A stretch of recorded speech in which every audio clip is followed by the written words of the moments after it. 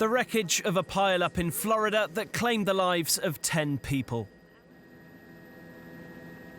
It happened on the main highway near Gainesville, Interstate 75.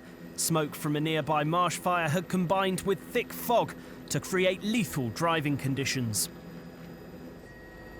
Florida Highway Patrol said the accident involved 12 cars and 6 or 7 trucks, and it happened shortly before 4 a.m. 18 people were taken to hospital, and although 8 have now been released, 6 are still in critical condition. The interstate stayed closed for hours while the investigation continued.